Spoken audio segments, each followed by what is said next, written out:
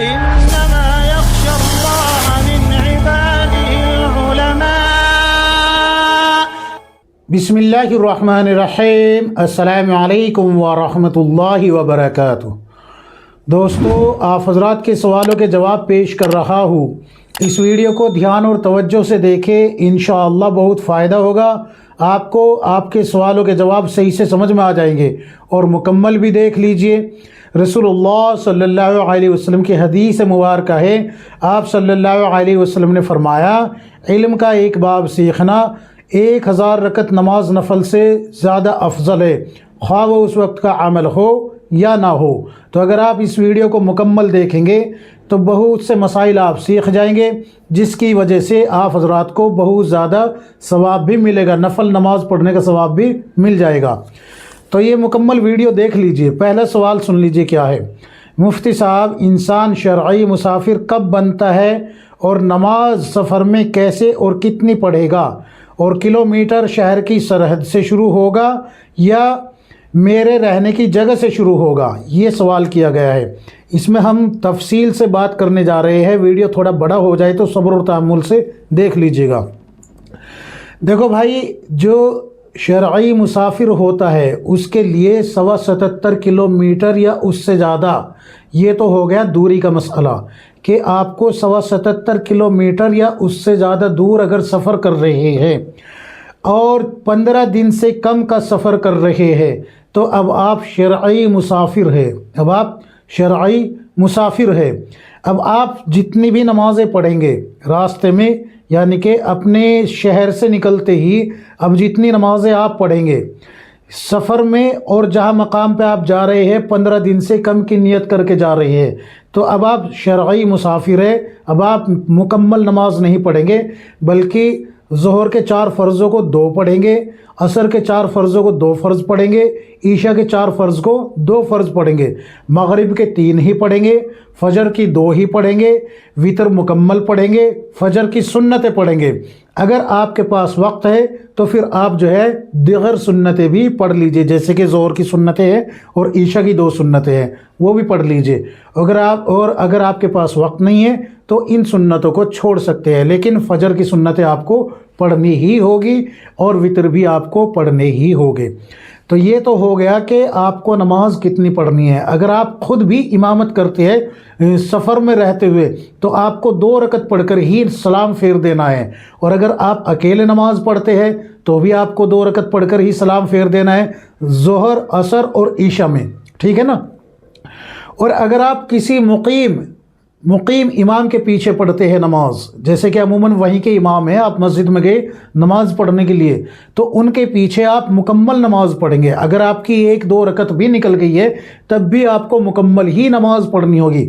مثلاً آپ مسجد میں داخل ہوئے، ظہر کی نماز ہو رہی تھی، 2 رکعت نکل چکی یا 1 رکعت نکل چکی. اب امام تو اپنی نماز مکمل کر کے سلام پھیر دے گا، لیکن آپ کی 1 یا 2 رکعت نکلی ہوئی ہے، آپ کو 2 رکعت ملی ہے، 3 رکعت ملی ہے، تو اب آپ کو 4 مکمل کرنی ہے. سمجھ میں آگی نا بات؟ بہت سے کہتے کہ بھئی ہمیں تو پڑھنی ہی 2 تھی تو 2 پہ سلام پھیر دے. ایسے نہیں ہوگا، نماز ہوگی نہیں آپ کی. جب آپ منفرد یعنی کہ اکیلے نماز پڑھ رہے ہو یا شرعی مسافر ہونے کی حالت میں آپ امام بن گئے ہو تب آپ کو قصر کا حکم ہے. آپ جب مقتدی ہوگے تو مقتدی کی حالت میں اگر آپ کا مقیم امام ہے تو اس کے پیچھے آپ کو مکمل نماز پڑھنی ہوگی. تو یہ تو ہو گیا بھائی سفر شرعی. اب کلومیٹر کہاں سے شروع ہوگا؟ دیکھیے، بنوری ٹاؤن کا فتویٰ اور دارالعلوم دیوبند کا فتویٰ یہ ہے، فتاویٰ محمودیہ کے حوالے سے، فتاویٰ محمودیہ ڈابیل کے حوالے سے بالکل صاف لفظوں میں یہ لکھا ہوا ہے کہ شہر کی حد سے باہر نکلتے ہی آپ جو ہے شرعی مسافر ہو جائیں گے. شہر کی حد سے جب آپ نکلیں گے، یعنی کہ جب آپ آبادی سے باہر نکل گئے شہر کی، تو اب آپ پہ جو ہے مسافر کے احکام شروع ہو گئے. سمجھ میں آگی نا بات؟ اب سفر میں جتنی بھی نماز ہوگی آپ کی وہ قصر ہوگی، اور جہاں آپ جا رہے ہیں ڈیوٹی کرنے کے لیے، نوکری کے لیے یا سفر کر رہے ہیں، تو اب آپ جو ہے جب تک واپس نہیں آ جاتے، 15 دن سے کم کا سفر، 15 دن سے کم کی نیت کر کے گئے ہیں اور 77 کلومیٹر یا اس سے زیادہ دور جا رہے ہیں، تو اب آپ کو جو ہے قصر کرنی ہوگی. قصر نماز پڑھنی ہوگی۔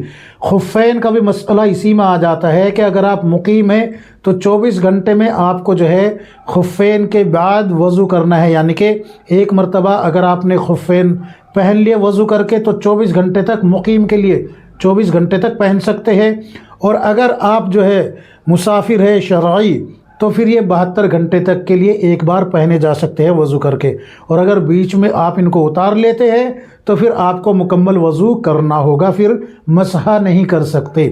سمجھ گئے نا؟ یہ جو خفین کا مسئلہ ہے یہ صرف مسح کا مسئلہ ہے۔ اس میں جو ہے یہ بھی دھیان رکھے کہ خفین یعنی کہ چمڑے کا موزہ پھٹا ہوا نہ ہو، اور نائلون کے موزے پہ مسح نہیں ہوتا۔ تو آپ کا یہ مسئلہ حل ہو گیا، امید ہے انشاءاللہ۔ اچھا جی، دوسرا مسئلہ یہ ہے کہ موبائل میں قرآن سنتے ہوئے سجدے والی آیت آ جائے تو کیا سجدہ واجب ہوگا یا نہیں؟ جیسے کہ آپ نے بتایا ہے کہ لاؤڈ اسپیکر میں جب قرآن کی آیت سجدہ والی سنی جائے تو سجدہ واجب ہو جاتا ہے، تو کیا موبائل میں بھی واجب ہوگا؟ دیکھیے، جب آپ یہاں دھیان سے سنیں، جو موبائل میں آپ جو قرآن کریم ڈاؤن لوڈ کر کے سن رہے ہیں یا کسی نے اپلوڈ کر دی ہے، لائیو ٹیلی کاسٹ نہیں ہو رہا، صرف اپلوڈ کی ہوئی ہے، آپ اس کو سن رہے ہیں، یا پھر جو ہے آپ نے MP3 وغیرہ میں ڈاؤن لوڈ کر لی ہے موبائل کے اندر، اور وہاں سجدے والی آیت آ جائے تو اس پہ سجدہ واجب نہیں ہوتا۔ کیوں؟ اس لیے کہ یہاں تلاوت نہیں ہو رہی، بلکہ یہ ایک آلہ ہے، ایک انسٹرومنٹ ہے جو قرآن کو سنا رہا ہے آپ کو، یہاں تلاوت کا شمار نہیں ہوگا۔ جدید فقہی مسائل جب آپ کھول کے دیکھیں گے آپ کو یہی باتیں ملے گی جو میں آپ کے سامنے بیان کر رہا ہوں۔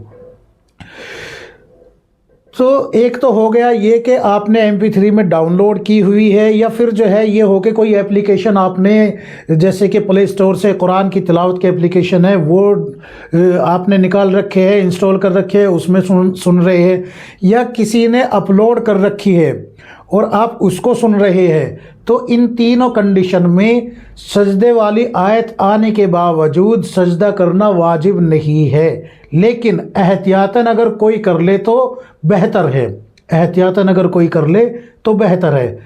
البتہ اگر لائیو ٹیلی کاسٹ چل رہا ہے، لائیو ٹیلی کاسٹ یعنی کہ لائیو چل رہا ہے، تو پھر سجدہ واجب ہو جائے گا آیت سنتے ہی۔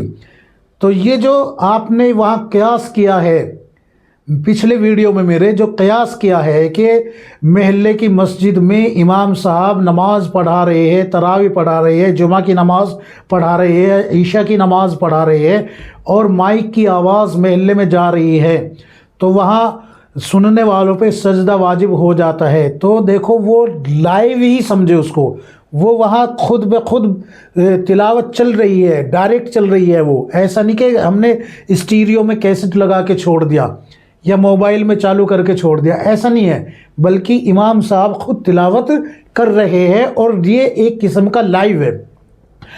تو لائیو ٹیلی کاسٹ اگر آپ سن رہے ہیں تو وہاں پر سجدہ تلاوت والی آیت کا واجب ہو جائے گا، اور اگر امام صاحب سے براہ راست سن رہے ہیں تو بھی سجدہ واجب ہو جائے گا۔ یہ مسئلہ آپ کو مل جائے گا جدید فقہی مسائل جلد نمبر 1 کھول کے دیکھیں گے تو اس میں آپ کو پوری تفصیل مل جائے گی۔ اچھا جی، تیسرا جو مسئلہ پوچھا گیا ہے وہ یہ ہے کہ مفتی صاحب حضرت موسیٰ علیہ السلام نے اللہ سے دعا کی ہے، یا اللہ مجھے وقت کا نبی نہ بنا بلکہ محمد صلی اللہ علیہ وسلم کا امتی بنا دے، کیا یہ روایت صحیح ہے یا نہیں؟ اس کی حقیقت کیا ہے، تحقیق کیا ہے؟ دیکھیے، غیر معتبر روایات کا فنی جائزہ کتاب کھول کے دیکھیں گے، اس میں بھی یہ روایت مل جائے گی۔ اسی طریقے سے بنوری ٹاؤن کا فتویٰ ہے، ویب سائٹ کا لنک میں آپ حضرات کے سامنے شیئر کر دوں گا ڈسکرپشن میں، اس کو کھول کے دیکھ لیجئے گا۔ یہ منکر روایت ہے، من گھڑت روایت ہے، اس کو بیان کرنے کی اجازت نہیں ہے۔ کیوں؟ اس لیے کہ یہ اس روایت میں ایک راوی ہے، اس کو محدثین نے منکر کہا ہے، اور کہا ہے کہ یہ جھوٹ بولنے والا ہے، من گھڑت باتیں کرتا تھا، یہ جھوٹ بولتا تھا راویوں پہ، تو اس کو بیان کرنے کی اجازت نہیں ہے۔ اچھا جی، ایک اور سوال کیا گیا ہے کہ مفتی صاحب محرم کی 10 تاریخ کو قیامت نازل ہونے کی کیا حقیقت ہے؟ دیکھیے، صحیح حدیث میں یہ بات ملتی ہے کہ قیامت جمعہ کے دن آئے گی، لیکن محرم کا مہینہ ہوگا اور 10 تاریخ ہوگی، ایسی کوئی بات صحیح روایت سے یا کسی معتبر ذرائع سے ثابت نہیں ہے۔ یہ لوگوں کی گڑی ہوئی بات ہے کہ بھئی محرم کی 10 تاریخ کو قیامت نازل ہوگی۔ محرم کی 10 تاریخ کا تذکرہ نہیں ہے، بلکہ جمعہ کے دن کا تذکرہ ملتا ہے۔ بہت سی روایتیں آپ کو ایسی مل جائے گی جس میں جمعہ کے دن کا تذکرہ ملتا ہے۔ تو جمعہ کے دن قیامت نازل ہوگی یہ تو کنفرم ہے، لیکن محرم کی 10 تاریخ ہوگی یہ کنفرم نہیں ہے، بلکہ یہ روایت ہی نہیں ہے۔ سمجھ میں آگے نا؟ تو اس لیے بھائی نمازوں کا اہتمام رکھے، اللہ سے دعا کرے۔ آپ صلی اللہ علیہ وسلم تو یہ پوچھ بیٹھے تھے، ایک صحابی نے جب پوچھا تھا نا یا رسول اللہ قیامت کب آئے گی کب آئے گی، تو آپ صلی اللہ علیہ وسلم نے پوچھا تھا کہ قیامت کی تیاری کیا کر رکھی ہے۔ تو ہم تو نہیں پوچھ سکتے بھائی، کیونکہ ہم نے کون سا تیاری کر رکھی ہے، اللہ معاف فرمائے۔ تو ہم یہ نہیں پوچھ سکتے آپ سے کہ تم نے تیاری کیا کر رکھی ہے۔ تو آپ بھی تیاری کریں، ہم بھی تیاری کرتے ہیں۔ اللہ سے دعا کرے کہ اللہ تعالی ہمیں آخرت کی تیاری کرنے کی توفیق عطا فرما دے۔ تو یہ کچھ مسائل میں نے آپ حضرات کے سامنے رکھے ہیں، باقی دوسرے چینل پہ مسائل اپلوڈ کروں گا میں۔ خواتین کے تعلق سے ہے کچھ مسائل، وہ جو ہے لا آف اسلام چینل پہ اپلوڈ کروں گا، اس چینل کو بھی آپ سبسکرائب کر لیجئے گا۔ اللہ تعالیٰ مجھے بھی آپ کو ہم سب کو کتاب و سنت کے مطابق زندگی گزارنے کی توفیق عطا فرمائے، آمین یا رب العالمین۔